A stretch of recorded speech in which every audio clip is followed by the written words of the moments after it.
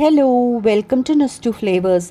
ഇന്ന് ഞാനൊരു കിടിലൻ മാങ്ങാക്കറിയാണ് ഉണ്ടാക്കാൻ പോണത്. വളരെ എളുപ്പത്തിൽ തയ്യാറാക്കാൻ പറ്റുന്ന ഒരു നല്ല ടേസ്റ്റി കറി കൂടിയാണിത്. വരൂ, എങ്ങനെ ഉണ്ടാക്കുന്നതെന്ന് നോക്കാം. ഇത് തയ്യാറാക്കാൻ ഞാനിവിടെ 1.5 പച്ചമാങ്ങ മീഡിയം പുളിയുള്ളത് വലിയ കഷ്ണങ്ങളാക്കി മുറിച്ചെടുത്തിട്ടുണ്ട്. 1 മുരിങ്ങയ്ക്ക നീളത്തിൽ മുറിച്ചെടുത്തിട്ടുണ്ട്. 3 പച്ചമുളക് കീറിയത്.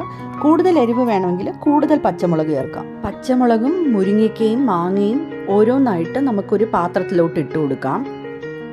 വേവാൻ ആവശ്യമുള്ള വെള്ളവും കൂടി ഇതിലോട്ട് ചേർത്ത് കൊടുത്ത് മഞ്ഞൾപ്പൊടി, മുളക് പൊടി, കറിവേപ്പില, ആവശ്യത്തിന് ഉപ്പും കൂടി ചേർത്ത് നല്ലപോലെ ഒന്ന് ഇളക്കി നമുക്ക് അടുപ്പത്ത് വെക്കാം.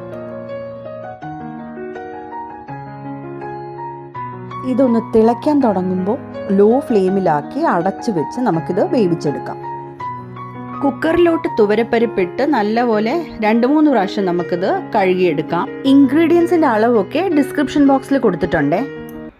ആവശ്യത്തിന് വെള്ളം ഒഴിച്ച് കുറച്ച് മഞ്ഞൾപ്പൊടിയും കൂടി ചേർത്ത് കൊടുക്കാം. നല്ലപോലെ ഒന്ന് ഇളക്കി അടച്ചു വെച്ച് 4-5 വിസിൽ വരുന്നവരെ നമുക്കിത് വേവിച്ചെടുക്കാം. ഇനി നമുക്ക് അരപ്പ് തയ്യാറാക്കാം. മിക്സിയിലോട്ട് തേങ്ങ തിരികിയത് ഇട്ട് കൊടുക്കാം. 4-5 ചെറിയുള്ളി അരിഞ്ഞത്, ജീരകം, കറിവേപ്പില, കുറച്ച് വെള്ളവും കൂടി ഒഴിച്ച് എല്ലാം കൂടി നല്ലപോലെ അരച്ചെടുക്കാം.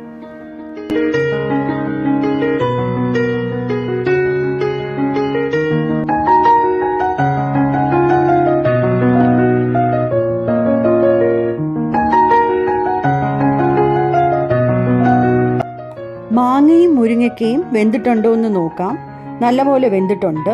അതുപോലെ തന്നെ പരിപ്പ് നല്ലപോലെ വെന്ത് കിട്ടണം. അതും നല്ലപോലെ വെന്ത് കിട്ടിയിട്ടുണ്ട്. അത് നമുക്ക് തവി കൊണ്ട് നല്ലപോലെ ഇങ്ങനെ ഒന്ന് ഉടച്ചെടുക്കാം.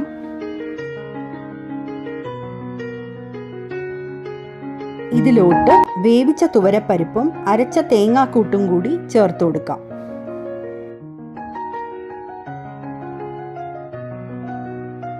ആവശ്യത്തിന് വെള്ളവും ഉപ്പും കൂടി ചേർത്ത് നല്ലപോലെ ഇളക്കി ഒന്ന് തിളപ്പിച്ചെടുക്കാം.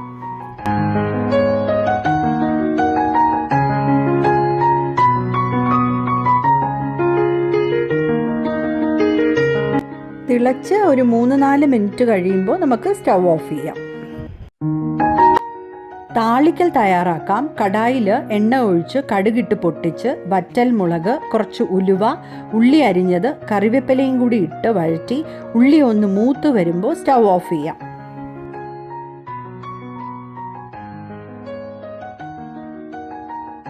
ഇത് നമുക്ക് കറിയിലോട്ട് ഒഴിച്ചു കൊടുക്കാം. ചോറിൻ്റെ കൂടെ സാമ്പാറും രസവും മോരുകറിയും ഒക്കെ കൂട്ടിമടുത്തവർക്ക് ട്രൈ ചെയ്യാൻ പറ്റുന്ന ഒരു വെറൈറ്റി ഒഴിച്ചു കൂട്ടാനാണിത്. കുറച്ച് സ്പൈസി ആയിട്ട് വേണം എന്നുള്ളവർ പച്ചമുളകിൻ്റെ എണ്ണം കൂട്ടിയാൽ മതി. എല്ലാവരും ഇത് ട്രൈ ചെയ്ത് നോക്കണേ. ഇഷ്ടമാവുകയാണെങ്കിൽ ലൈക്ക്, ഷെയർ ആൻഡ് സബ്സ്ക്രൈബ് ചെയ്ത് സപ്പോർട്ട് ചെയ്യണേ. Thanks for watching. ബൈ.